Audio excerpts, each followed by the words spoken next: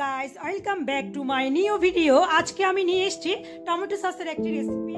রেসিপির জন্য আমি এখানে 1 কেজি পরিমাণে টমেটো ভালো করে ধুয়ে পরিষ্কার করে চুলায় একটি পাত্রের মধ্যে বসিয়ে দিলাম। এরপর আমি দিয়ে দিচ্ছি 7-8 কোয়া রসুন, দিয়ে দিচ্ছি 3টে তেঁতুল, দিয়ে দিচ্ছি শুকনো মরিচ। এরপর আমি আদা রসুনের পেস্ট দিয়ে দিলাম, দিয়ে দিচ্ছি 1 চা চামচের মতো লবণ। এবার আমি ঢেকে রাখবো। আপনারা ভিডিওতে দেখতে পাচ্ছেন আমি একটু নেড়ে চেড়ে এটা ঢেকে রাখছি। মিডিয়াম আছে আমি এটা রান্না করব।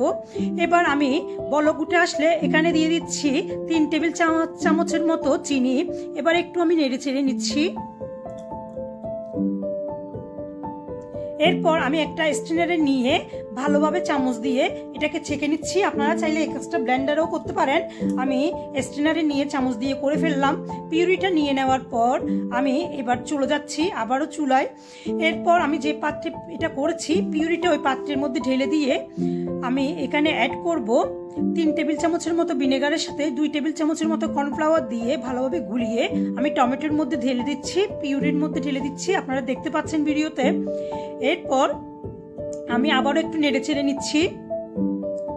এখানে কালারের জন্য আমি 1 চা চামচের মতো মরিচের গুঁড়া অ্যাড করলাম, আপনারা দেখতে পাচ্ছেন, আর একটু টেস্ট আসার জন্য।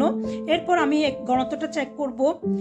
দেখতে পাচ্ছেন আমার ঘনত্বটা ঠিক এরকম হয়েছে, তার মানে আমার এটা পারফেক্ট হয়েছে।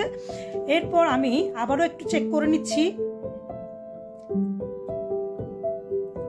এবার আমার এটা পরিবেশনের জন্য আমি নিয়ে নিচ্ছি। আমার এটা একদম পারফেক্ট হয়েছে। এবার আমি চলে যাচ্ছি পরিবেশনে। ঠান্ডা হয়ে গেলে আমি একটি পাত্রের মধ্যে এটা ঢেলে নিচ্ছি। এবার আমি এটা খাওয়ার জন্য রেডি করলাম। এরপর আমি খাচ্ছি।